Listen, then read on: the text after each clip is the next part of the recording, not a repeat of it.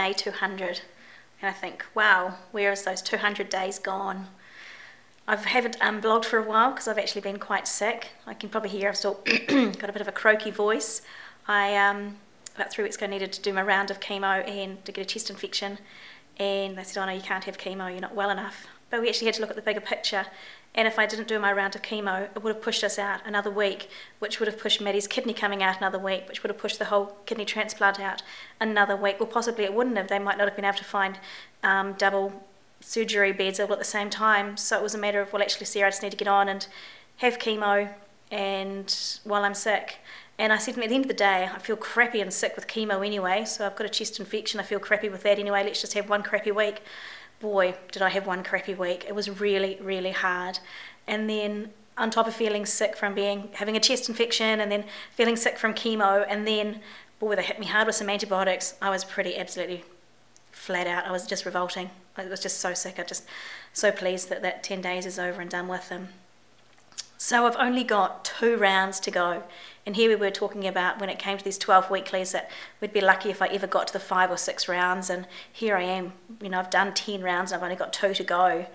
And it definitely does get harder as you get on. The fatigue is unbelievable. I do find that there's just some days that my body just says, nah, not moving, and it won't. And I just can't get it to do anything, or I get so frustrated. It's really amazing that my brain can say, come on, let's do something, and my body says, you're right, I don't think so. So there are still lots of days that I have nana naps. Getting lots of tingling in my hands a wee bit, but mainly some tingling in my feet and a bit of numbness, but it doesn't last very long and it does disappear. The other day, after this week's round, I did find in the morning I was really unstable on my feet. My balance wasn't flash. And I find that my hearing's been affected. But I'm wondering if that could just be because I am still really tired. But we'll just see. We'll get it all checked out later on. So 2 weeks to go, and then what happens? You know what? I honestly don't know. There is talk about, you finish all your cancer treatments and you get your follow-up with your oncologist, and they say, right, see you later, pop back if your cancer comes back. And it's kind of like, so how do you move forward from being so involved with the oncology department to that next step of just getting on with life? And getting on with life without thinking, oh, that pain in my back, is that my cancer coming back? Oh, I've got a migraine, have I got a brain tumour? So it'll be really interesting how I move through that next stage. So here we are, so I'm nearly at the end of my treatment, and as we start planning this whole next medical journey of Madeline and her transplant, and how I juggle everything. I do know that I won't be having a breast reconstruction this year. I do not have enough hours in the day to fit that in, and that will have to be next year. I'll have to pencil that in for sometime next year when I feel ready to do it. It's just, right now the focus is on getting me through these last couple of weeks of chemo, finding out what we have to do about this whole 5 years of pills and whether or not we're going to be doing it and how we're going to do it if we do it. And boy, there's just so many pros and cons of everything that I look at that we'll speak to the oncologist in a couple of weeks and get a plan.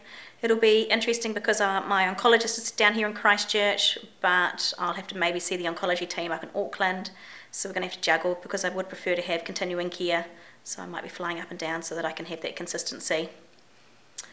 But other than that, it's kind of like just one day at a time, one foot in front of the other, no expectations.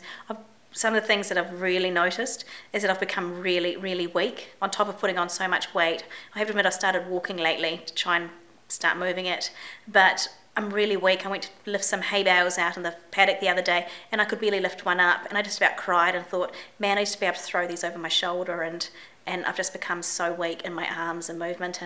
But it also means with only 2 weeks to go, only 2 more rounds, it means that my PICC line in my arm can come out and I can have a shower without thinking, oh, put a plastic sleeve over my arm. I'll be able to really enjoy it.